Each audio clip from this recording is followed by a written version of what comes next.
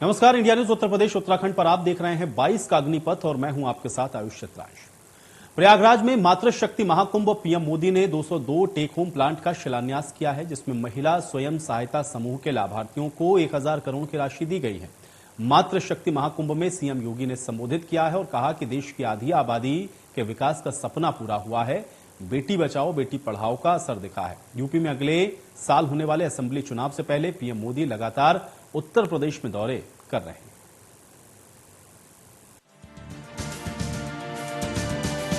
प्रयागराज में मातृशक्ति महाकुंभ। पीएम मोदी ने 202 टेक होम प्लांट का किया शिलान्यास। महिला स्वयं सहायता समूह के लाभार्थियों को 1000 करोड़ की राशि दी गई। मातृशक्ति महाकुंभ में मुख्यमंत्री योगी आदित्यनाथ भी मौजूद थे। इस दरमियान मुख्यमंत्री योगी आदित्यनाथ ने कहा, देश की आधी आबादी के विकास का सपना पूरा, बेटी बचाओ बेटी पढ़ाओ का दिख रहा है यूपी में। अगले साल होने वाले असेंबली चुनाव से पहले पीएम मोदी उत्तर प्रदेश में लगातार दौरे कर रहे हैं। इस दौरे को लेकर इसे सियासी चश्मे से भी देखा जा रहा है। प्रधानमंत्री नरेंद्र मोदी ने अपने संबोधन की शुरुआत की। उन्होंने क्या कुछ कहा, पहले सुनिए। पहली बार यूपी में 25 लाख महिलाओं के नाम उनका घर हुआ है। जिन घरों में पीढ़ियों से किसी महिला के नाम पर कोई संपत्ति नहीं थी, आज वो पूरे के पूरे घर किसी महिला के ही नाम है। यही तो होता है महिलाओं का सशक्तिकरण। जनसभा को संबोधित करते हुए पीएम मोदी ने कहा कि आज यूपी में सुरक्षा भी है, अधिकार भी है। आज यूपी में संभावनाएं भी हैं, व्यापार भी है।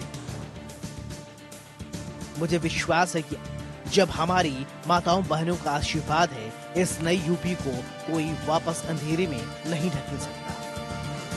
पहले ही केंद्र सरकार ने एक और फैसला किया है।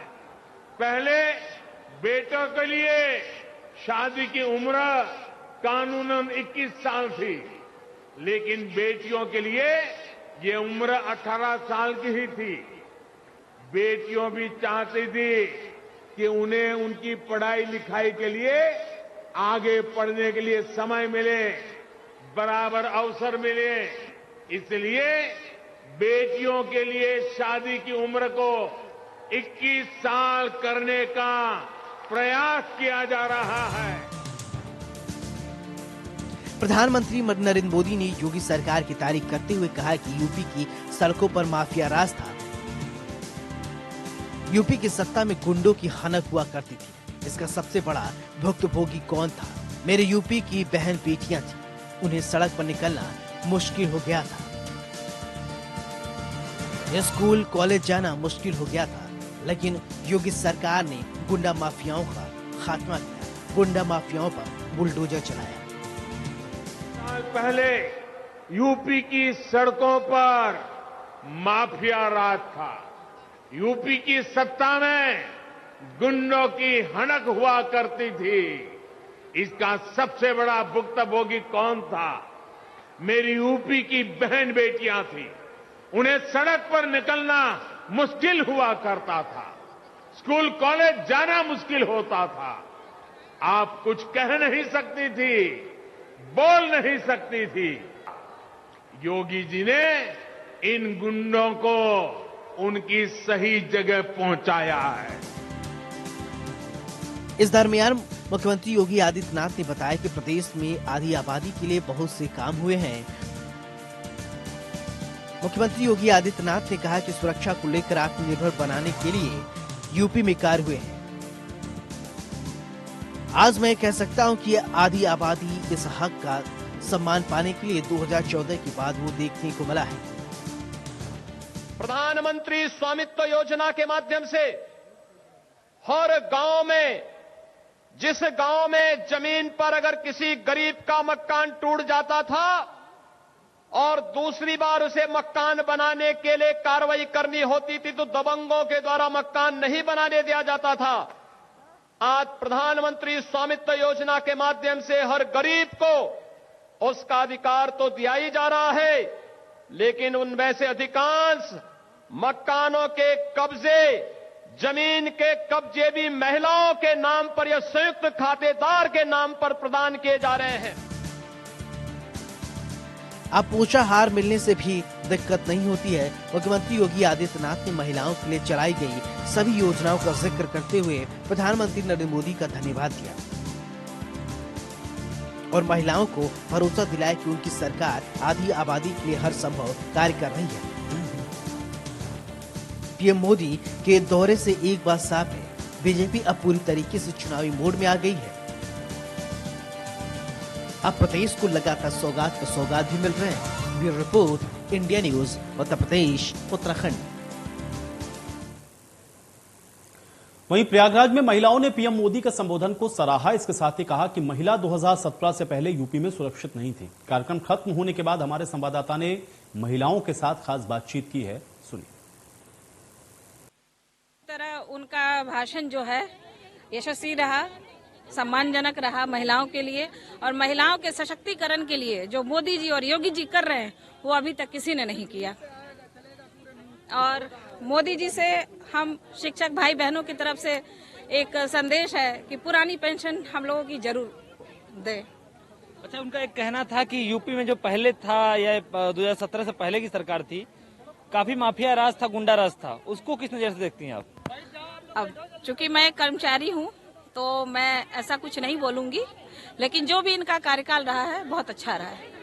योगी जी का कार्यकाल जो भी रहा है यहाँ उत्तर प्रदेश में बहुत अच्छा रहा। प्रधानमंत्री ने कहा 2017 के पहले जो सरकार थी गुंडा राज था, महिलाएं सुरक्षित नहीं थी। सही बात है? ये सही बात है, बिल्कुल सत्य बात है, सत्य बात है, बिल्कुल सत्य बात है, एकदम सत्य बात है। महिलाएं इस समय सुरक्षित हैं। इसमें सुरक्षित है। उस समय महिलाओं को घर से निकलना मुश्किल था, लेकिन इस समय मोदी जी के राज में, योगी जी के राज में घर से निकलना एकदम कोई दिक्कत नहीं, हम लोग परेशानी नहीं है। उस समय क्या था?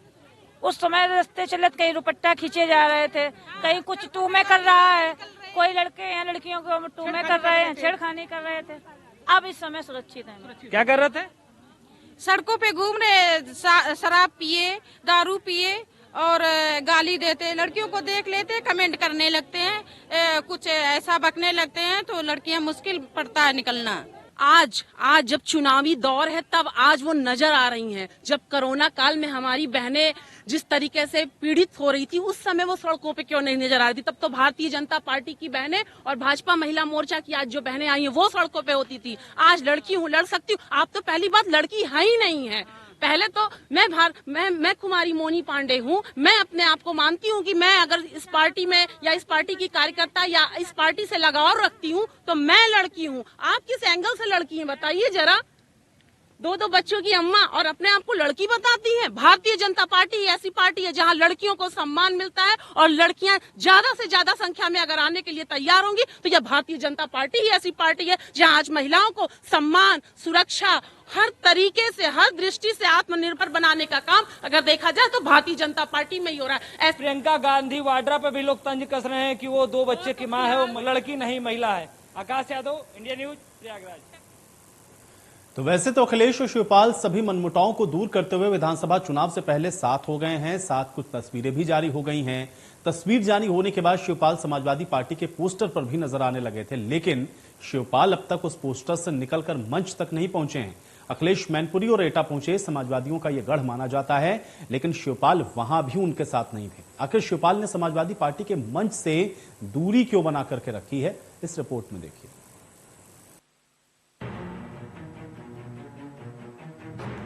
कहते हैं सियासत में तस्वीरों का बहुत ही महत्व होता है। एक तस्वीर किसी को सत्ता तक पहुंचा देती है तो वही दूसरी तस्वीर किसी को सत्ता से उतार कर हमेशा हमेशा के लिए दूर कर देती है। कुछ दिन पहले अखिलेश यादव और शिवपाल की एक ऐसी तस्वीर सामने लाकर सबको भौचक्का करने पर मजबूर कर दिया, क्योंकि अखिलेश ने सालों की अदावत को भूलते हुए तथा शिवपाल के साथ गठबंधन का ऐलान कर दिया। सियासी दूरी को खत्म करते हुए अखिलेश और शिवपाल दोनों साथ साथ आ गए थे और इसे यूपी की राजनीति में एक मास्टर स्ट्रोक के तौर पर देखा जा रहा था। बताया जा रहा है कि इस तस्वीर के सहारे ही अखिलेश यूपी की बाजी को पलट देंगे, लेकिन राजनीति में कभी सीधी लकीर कहाँ खींची जाती है। यहाँ तो हमेशा सत्ता तक पहुँचने के लिए मुश्किल रास्ते से होकर गुजरना पड़ता है। अब तक जो रास्ते अखिलेश के लिए आसान दिख रहे थे, उसमें अब कुछ मुश्किलें हैं। अब आप इन दो तस्वीरों को देखिए।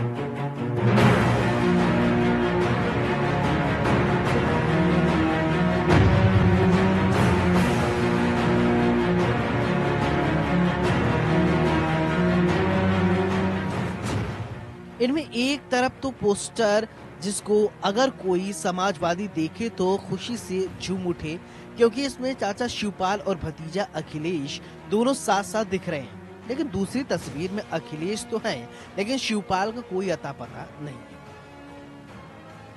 दरअसल एटा और मैनपुरी समाजवादी पार्टी का गढ़ माना जाता है। यहाँ हमेशा समाजवादियों को साथ साथ देखा जाता है, लेकिन यहाँ भी चाचा शिवपाल मंच पर अखिलेश के साथ नहीं आए। हालांकि अखिलेश की विजय रथ यात्रा में भीड़ काफी थी, लेकिन इससे लोग उत्साहित भी दिख रहे थे, लेकिन चाचा नहीं थे। और अब तो आपके साथ ये ओम प्रकाश राजभर जी की भी पार्टी है, इनका रंग है पीला। हमारी और आपकी टोपी का रंग है लाल। और जो कोई भी देख रहा होगा लाल और पीले को, तो हो रहा होगा लाल और पीला। ये डॉक्टर संजय चौहान हैं, ये भी हमारा समर्थन कर रहे हैं। ये इनका नीला और सफेद रंग है। और एक पार्टी और उन्हें भी साथ लिया है। अब तो हम लोगों ने चाचा वाली भी पार्टी ले ली स्कूल में।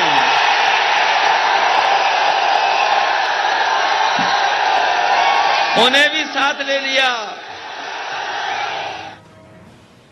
कुछ दिन पहले ही सभी मनमुटाव को अलग रखते हुए अखिलेश ने चाचा शिवपाल को मनाकर अपनी खेमे में लाए थे। शिवपाल तो वैसे भी पहले से अखिलेश के साथ आने की बात करते थे, लेकिन अखिलेश ने ही दूरी बनाकर दूरी बरकरार रखी थी। लेकिन चुनाव को देखते हुए चाचा शिवपाल और भतीजा अखिलेश अपने समर्थकों और वोटरों को खुश करने के लिए एक तस्वीर को भी सार्वजनिक की, और इसके बाद अब पोस्टर में भी चाचा शिवपाल साथ साथ नजर आ रहे हैं। लेकिन मंच पर अब तक दोनों का आमना सामना नहीं हुआ था। चाचा और भतीजे के दिल जरूर मिल गए हैं, लेकिन मंच से दूरी बनाकर दोनों एक दूसरे को सियासी दूरी के भी संकेत दे रहे हैं।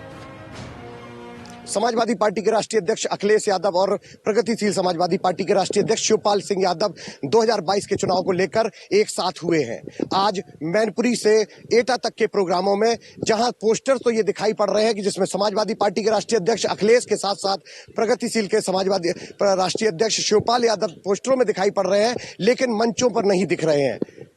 कहीं ना कहीं दोनों लोगों के दल तो मिलते दिखाई दे रहे हैं, लेकिन दिल नहीं मिल रहे हैं।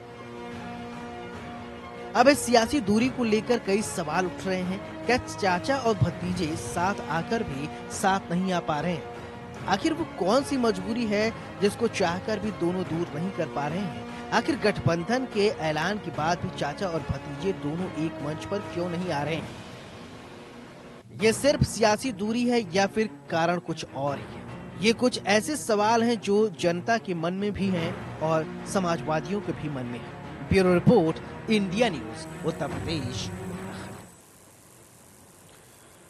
तो वहीं रिटायर्ड कर्नल अजय कोठियाल दिल्ली पहुंचे हैं, जहां पर उन्होंने कुछ स्कूलों का जायजा लिया है। प्रेस कॉन्फ्रेंस करते हुए क्या कुछ कह रहे हैं सुनिए। आप हमको ना अच्छे तरीके से समझा पाओगे और आगे भी आप जिस तरीके से लोगों से बात कर रहे हो और कॉन्फिडेंस से लोगों को क्लियर कर पाओगे आइडिया।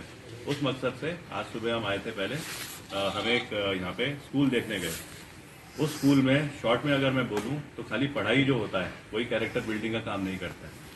पढ़ाई के साथ में किस प्रकार के टीचर्स की ट्रेनिंग होती है अच्छी, ताकि टीचर्स आज अपडेटेड इन्वायरमेंट में बच्चों को कैसे चीजें बता सकें, कैसे एक बच्चे का माइंड जो है वो अच्छे तरीके से क्लैरिटी में रहे, तो उसको हैप्पीनेस के कैसे सेशन चलाए जा रहे हैं, बच्चे को कैसे पता हो आज दुनिया में क्या क्या चीजें हो रही हैं, तो उसे ना टेक्नोलॉजी, उसे जो है बेसिक स्किल्स उनके बारे में सिखाया जा रहा है। वहाँ पे एक रोबोटिक्स की क्लास चल रही है। अगर एक बच्चा ड्रोन जैसे टेक्निकल मशीन को असेंबल और डिसअसेंबल कर सकता है, तो इसका मतलब उसको ना बहुत सारी क्लैरिटीज अपने आप ही आ रही है। एक बच्चा अगर वहाँ पे जो स्किल सेट क्लासेज हैं उसमें बड़ी बेसिक कुकिंग क्या होती है, किचन गार्डनिंग कैसे होती है, किस प्रकार से मशीन्स को यूज करा जाता है, किस प्रकार से आज बहुत सारी चीजें जो छोटी छोटी हैं उनको उसकी समझ में आए, तो बच्चे का डेवलपमेंट हो रहा है। एनसीसी यहाँ पे स्कूल्स में अवेलेबल है, जिससे कि आदमी का डिसिप्लिन, कैरेक्टर बिल्डिंग एक बड़े अच्छे तरीके से होता है। स्विमिंग पूल जैसी फैसिलिटीज यहाँ पे अवेलेबल है। बच्चे के अंदर जो ये सब अच्छाइयाँ हैं, उसके बाद में कहीं कोई जरूरत पड़ गई तो वहाँ पे ना मेडिकल फैसिलिटीज है, वहाँ पे जिम्नेजियम उस टाइप के हैं कि बच्चा खेल खेल रहा है और खेल खेलते खेलते अपनी तरफ हेल्थ कॉन्शियस भी हो रहा है और अपनी को बिल्टअप भी कर रहा है। अगर ऐसे स्कूल अच्छे हैं तो उनको तो हमें उत्तराखंड में लेकर के जाना चाहिए। आज मैं आया यहाँ पे हॉस्पिटल देखने। एक हॉस्पिटल है, उस पर एकदम से जोर ना पड़े, तो बीमारियां अलग अलग प्रकार की होती हैं। पहले छोटी इनिशियल स्टेज की होती है, कोई थोड़ी सीरियस होती है, किसी में होता है ऑपरेशन की जरूरत पड़े। हर स्टेज पे अलग अलग प्रकार के मेडिकल सेटअप क्रिएट करे गए हैं। मोहल्ला क्लिनिक है, मोहल्ला क्लिनिक के बाद में अगला आ गया पॉली सेंटर के बाद में आ गया हॉस्पिटल, फिर उसके बाद में कुछ स्पेशलाइज्ड अलग सेंटर्स बन रखे हैं। अभी महिलाओं के लिए अलग मोहल्ला क्लिनिक हो रही है शुरू। तो इसमें क्या हो रहा है, मैं आज पेशेंट से मिल रहा था, वो कह रहे हैं, मैंने ऐसे ही पूछा कि क्या खर्चा हार्ट का उसका ऑपरेशन हो रखा है, उसका खर्चा ही कुछ नहीं आया, कुछ 350 रुपए उसने बोला, वही पता नहीं किस चीज के लिए। हार्ट जिसमें 1 लाख रुपए तक का खर्चा आता है, 350 रुपए में अगर कोई ठीक होके जा रहा है तो इससे बढ़िया क्या सेटअप है जो फॉलो नहीं करने चाहिए। आम आदमी पार्टी उत्तराखंड में कोई रॉकेट साइंस नहीं है, बस खाली फॉलो क्या करेगी, जिस प्रकार का मॉडल अरविंद केजरीवाल सरकार ने यहाँ पे दिल्ली में तैयार कर रखा है हॉस्पिटल और एजुकेशन को कामयाब बनाने का, उस मॉडल को हमने फॉलो करना है। सर, आप किस तरीके से लागू करने का, क्योंकि बहुत सारी चीजें हैं, बहुत सारे चैलेंजेस हैं। अभी उत्तराखंड में पहाड़ों तक हेल्थ इंफ्रास्ट्रक्चर को पहुंचाना बहुत मुश्किल होता है। उन तमाम चीजों को किस तरीके से देखेंगे आप? पता ये ना, जब किसी की अंदर इच्छा ना हो तो वो सरकार बोलती है कि पहाड़ों में कैसे होगा। आप देखो, पहले तो जो अच्छे जो स्कूल्स होते थे, अच्छे जो ट्रीटमेंट के तरीके थे, तो लोगों को ना पहाड़ों में ले जाया जाता था। पहाड़ की स्वच्छ हवा है। तो कर्नल अजय कोठियाल को आप सुन रहे थे, रिटायर्ड कर्नल, जिनको आम आदमी पार्टी की तरफ से इस बार विधानसभा चुनावों में चेहरा आम आदमी पार्टी ने बनाया है। दिल्ली आज आए हुए थे, जहां पर उन्होंने अस्पतालों और स्कूलों का निरीक्षण किया है। उसके बाद प्रेस कॉन्फ्रेंस में क्या कुछ कह रहे थे वो आपने सुना। इसी के साथ 22 का अग्निपथ में मेरे साथ फिलहाल इतना ही।